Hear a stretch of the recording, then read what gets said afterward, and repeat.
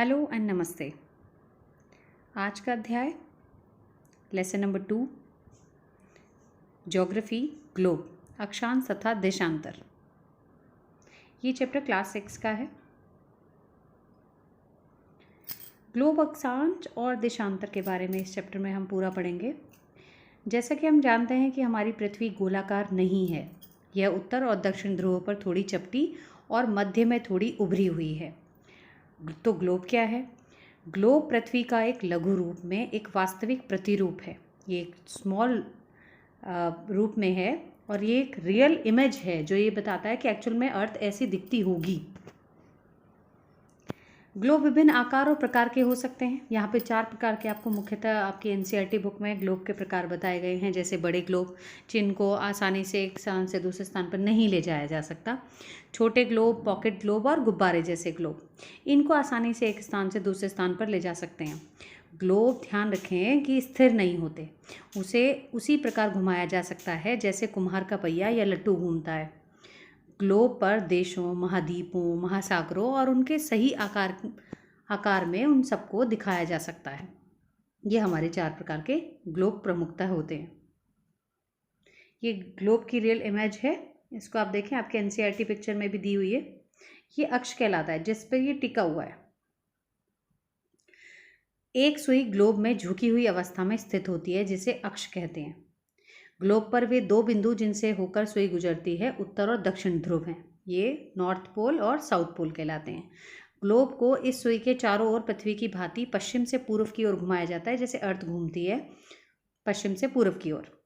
लेकिन याद रखें, पृथ्वी में और ये जो ग्लोब है इसमें एक छोटा सा अंतर भी है।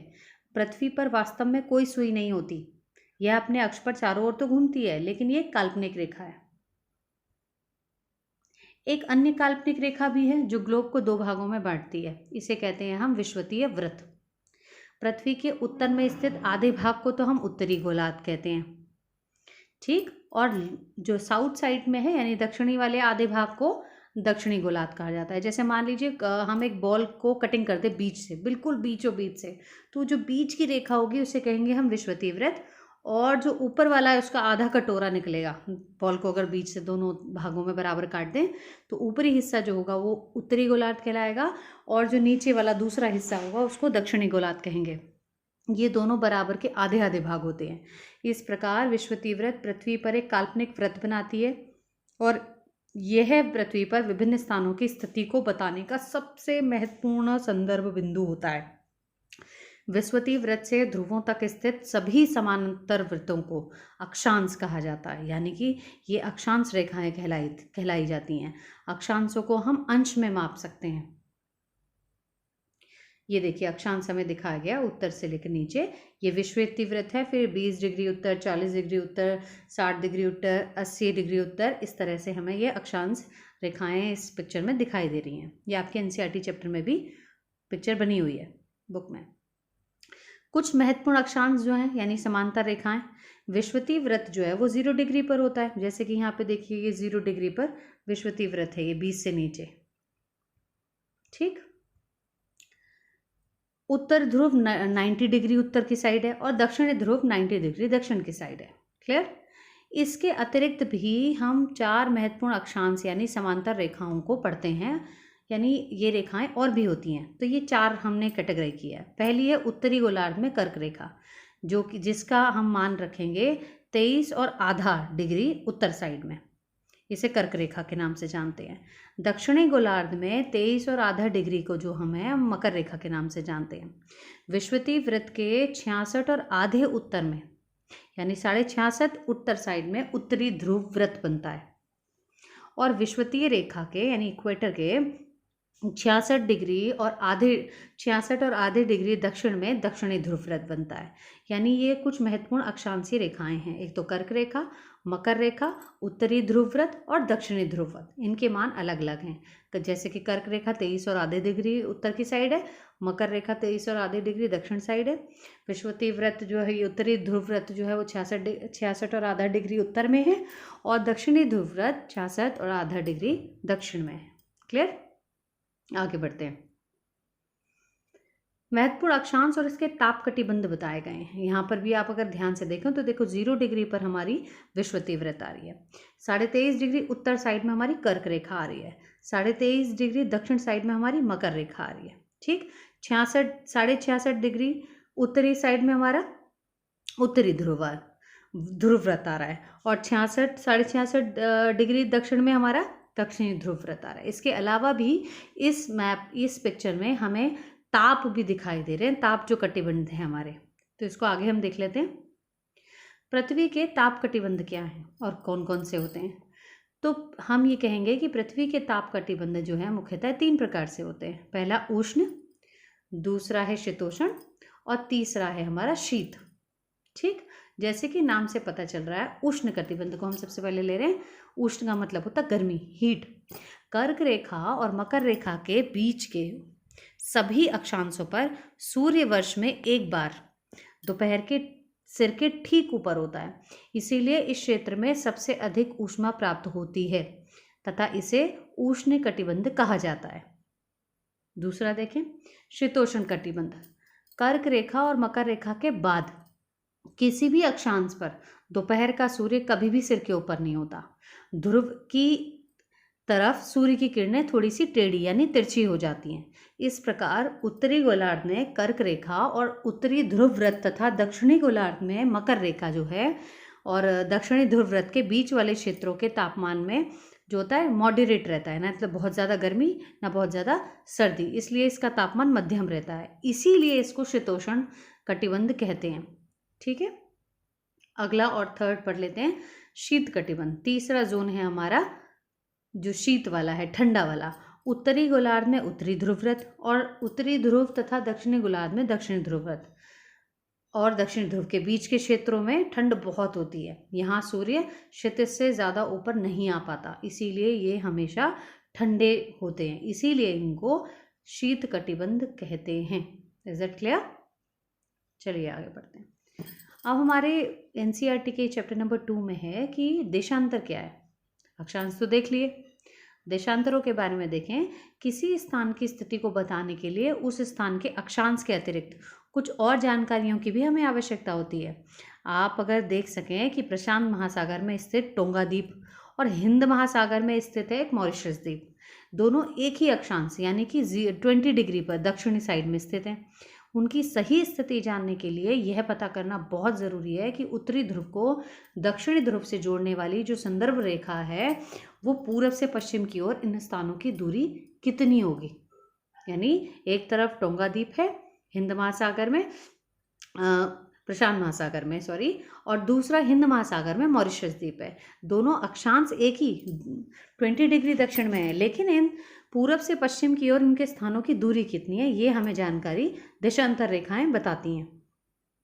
इन्हीं संदर्भ रेखाओं को देशांतरीय यामोत्तर कहते हैं तथा उनके बीच की दूरी को देशांतर के अंशों में मापा जाता है। प्रत्येक अंश को मिनट में और मिनट को सेकंड में डिवाइड किया जाता है। ये अर्धवृत्त होते हैं, सेमी सर्कल, हाफ सर्कल जिसको कह रहे हैं, तथा उनके बीच की दूरी ध्रुवों की तरफ बढ़ने पर घटती जाती है। ध्यान रखिए कि इनके बीच की दूरी ध्रुवों की तरफ जैसे जैसे बढ़ेगी इनकी दूरी घटती रहेगी और ध्रुवों पर जाकर बिल्कुल ज़ीरो हो जाती है, जहाँ सभी देशांतरीय यामोत्तर आपस में मिल जाती है। अक्षांश जो थे यानी समांतर रेखाओं से भिन्न सभी देशांतरीय यामोत्तर की लंबाई समान होती है। अक्षांशों की लंबाई अलग अलग होती थी, यहाँ पर देशांतरीय सबकी लंबाई ऑलमोस्ट समान होती है, इसीलिए इन्हें सिर्फ मुख्य संख्याओं में व्यक्त करना कठिन था। फिर क्या किया, तब सभी देशों ने निश्चय किया कि ग्रीनिच, जहाँ ब्रिटिश की राजकीय वेधशाला स्थित है, से गुजरने वाली यामोत्तर से पूर्व और पश्चिम की गिनती शुरू की जाए। भाई ओवरऑल जो वर्ल्ड में इनको डिसाइड करना बड़ा मुश्किल हो रहा था, तो फिर डिसाइड किया कि एक ऐसा निश्चित स्थान कर लेते हैं जो पूर्व और पश्चिम की गिनती शुरू की, जहाँ से गुजरने वाली जो रेखा होगी आसानी से हम काउंट कर पाएँ कि कौन कितनी डिस्टेंस पर है। इसीलिए इस यामोत्तर को प्रमुख यामोत्तर कहते हैं। जो हमने डिसाइड किया, वर्ल्ड ने पूरा जो डिसाइड किया एक रेखा, उसको हम प्रमुख यामोत्तर नाम देते हैं। इसका जो मान है वो 0 डिग्री देशांतर है, ठीक है। और यहाँ से हम 180 डिग्री पूर्व की साइड में या 180 डिग्री पश्चिम तक की गणना करते हैं। प्रमुख यामोत्तर जो है ये जो 0 डिग्री कह रहे हैं जिसको, तथा 180 यामोत्तर मिलकर पृथ्वी के दो समान भागों पूर्वी गोलार्ध और पश्चिमी गोलार्ध यानी ईस्टर्न और वेस्टर्न गोलार्ध में विभक्त करती है। यहाँ पर आप इसको ध्यान से देखेंगे, ये देशांतर रेखाएं, देशांतर रेखाएं देखिए ऊपर को जाकर मिल जा रही हैं 0 डिग्री पर और ये बिखरी हुई हैं जैसे एक तरबूज की फांकें होती हैं। ठीक है, यह जानना बड़ा रोचक होगा कि 180 डिग्री पूर्व और 180 डिग्री पश्चिम यामोत्तर रेखा एक ही रेखा पर स्थित है। आप इसे ध्यान से देखेंगे तो शायद आप इस बात को मेरी अच्छे से समझ पाएंगे। ये ग्रिड की फोटो है जिसमें अक्षांश और देशांतर दोनों रेखाएं हैं, जब आप देखिए, और प्रमुख यामोत्तर रेखा भी है, विषुवतीय रेखा भी है। अगर हम बहुत ध्यान से इसको देखेंगे तो हमें काफ़ी सारी रेखाएं जो काल्पनिक है ये हमें दिखाई देंगी। ठीक, अगर आपको किसी भी स्थान के अक्षांश और देशांतर की सही जानकारी हो तो ग्लोब पर आप उस स्थान का पता बहुत आसानी से लगा सकते हैं।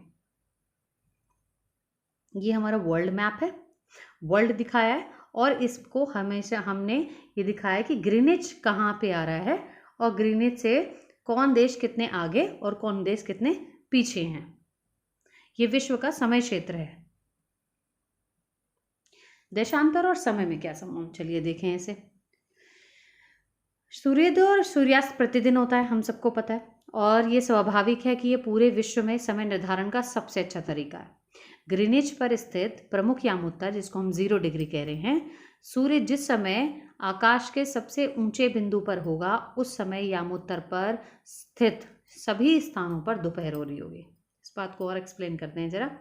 क्योंकि पृथ्वी पश्चिम से पूर्व की ओर चक्कर लगाती है, क्लियर, पृथ्वी पश्चिम से पूर्व की ओर चक्कर लगाती है, अतः वे स्थान जो ग्रीनिच के पूर्व में हैं उनका समय ग्रीनिच समय से आगे होगा और जो पश्चिम में है उनका समय पीछे होगा। क्लियर है। समय के अंतर की दर की इस गणना को हम निम्नलिखित विधि से भी और आगे से समझ सकते हैं, जरा देखें। देखिए, पृथ्वी लगभग 24 घंटे में अपने अक्ष पर 360 डिग्री घूम जाती है, यानी वह 1 घंटे में 15 डिग्री और 4 मिनट में 1 डिग्री घूमती है। ये डिवाइड कर रहे हैं हम टाइम जोन को इसके हिसाब से कि कितने डिग्री कितने पर घूम रही है टाइम पर। इस प्रकार जब ग्रीनिच में दोपहर के 12 बजते हैं, जब ग्रीनिच में दोपहर के 12 बज रहे होंगे तो ग्रीनिच से जो 15 डिग्री पूर्व में समय होगा वो 15 × 4 होगा, यानी 60 मिनट, और 60 मिनट कितना, 1 घंटा। तो ये 60 मिनट अर्थात ग्रीनिच के समय में 1 घंटा आगे होगा, इसीलिए वहाँ दोपहर का 1 बजा होगा। समझ रहे हैं आप? आगे बढ़े तो फिर एक बताइए, हम मानक समय को क्यों मानते हैं? भाई वर्ल्ड ने डिसाइड किया है, इजी हो जाता है करने में, क्या और भी कोई कारण है इसका? देखें, अलग अलग यामोत्तर पर स्थित स्थानों के स्थानीय समय में भी अंतर होता है, यानी लोकल टाइम जोन में भी अंतर होता है। उदाहरण के लिए अगर बात करें तो बहुत से देशांतरों से होकर गुजरने वाली रेलगाड़ियों के लिए समय सारणी तैयार करना कठिन होगा, बहुत मुश्किल हो जाएगी अगर हम सबके हिसाब, लोकल के हिसाब से टाइम सेट करने लगे अपनी ट्रेन्स का। भारत में ही देख लो अगर, कि भारत में गुजरात के द्वारिका और असम का एक क्षेत्र है डिब्रूगढ़ के स्थानीय समय में लगभग 1.25 घंटे यानी 1 घंटा 45 मिनट का अंतर है। इसीलिए यह आवश्यक है कि देश के मध्य भाग से होकर गुजरने वाली किसी भी यामोत्तर के स्थानीय समय को देश का मानक समय माना जाए। मतलब हम देश का भी एक ऐसा टाइम जोन सेट कर लें जो इक्वली डिस्ट्रीब्यूट कर रहा हो हर एरिया को। इस यामोत्तर रेखा के स्थानीय समय को पूरे देश का मानक समय माना जाता है। तो भारत का मानक समय क्या है? वर्ल्ड का तो देख लिया, ग्रीनिच है। भारत का मानक समय 82.5 डिग्री पूर्व है, या हम इसे ऐसे भी कह सकते हैं कि 82 डिग्री 30 पूर्व को मानक यामोत्तर माना गया है भारत का। इस यामोत्तर के स्थानीय समय को पूरे देश का मानक समय माना जाता है और इसीलिए इसका नाम भारतीय मानक समय है, या इसे हम भारतीय मानक समय के नाम से जानते हैं। क्लियर? ये हमारे इंडिया का टाइम जोन है। अगर आपसे कोई पूछे कि भाई भारत का मानक समय क्या है तो आप अपना जवाब देंगे कि 82.5 डिग्री पूर्व, या फिर आप ये कह सकते हैं कि 82 डिग्री 30 पूर्व को हम भारत का मानक समय। अभी इसे देखें, ये है कहाँ? भारत ग्रीनिच से पूर्व 82 डिग्री 30 पूर्व में स्थित है तथा यहाँ का समय ग्रीनिच समय से 5 घंटे 30 मिनट आगे है। ये ध्यान रखिए, मैं दोबारा रिपीट कर रही हूँ कि भाई हम, ये तो क्लियर हो गया, एक तो ग्रीनिच होता है 0 डिग्री पर, ठीक है। अब ग्रीनिच पर 82 डिग्री 30 हमारा इंडिया का है टाइम जोन। अब यहाँ से अगर हम टाइम का हिसाब लगाएंगे तो जो 0 डिग्री है ग्रीनिच है, उससे हम 5.5 घंटा आगे हैं। ठीक है, इसीलिए जब लंदन में 2 बज रहे होंगे दोपहर के, तो भारत में 7:30 बजे होंगे, यानी 5.5 घंटे प्लस कर देंगे। ठीक है, अगर मैं आपसे कहूँ लंदन में 3 बज रहे हैं, अब बताओ भारत का समय क्या, 5.5 घंटे ऐड कर दो उसमें, तो हमारा आंसर आएगा 8:30 बज रहे होंगे। और ये फोटो हमें उस चीज़ को बता रही है कि 82.5 डिग्री कितना पूरब कहाँ है। कुछ देशों का देशांतरीय विस्तार बहुत अधिक होता है। भाई कुछ देश बहुत देशांतरीय विस्तार बहुत अधिक बड़ा चढ़ा होता है, जिसके कारण वहाँ एक से अधिक मानक समय अपनाए जाते हैं। मतलब वहाँ पर एक टाइम जोन से काम नहीं चलता। जैसे उदाहरण के लिए देखें रूस, रशिया, इसके पास 11 मानक समय को 11 मानक समय है। इस देश ने 11 मानक समय को अपनाया है, क्योंकि 1-2 से इसका काम नहीं चलता। पृथ्वी को 1-1 घंटे वाले 24 समय क्षेत्रों में बांटा गया है। इस प्रकार प्रत्येक समय क्षेत्र 15 डिग्री देशांतर तक के क्षेत्र को घेर लेता है। Thank you so much.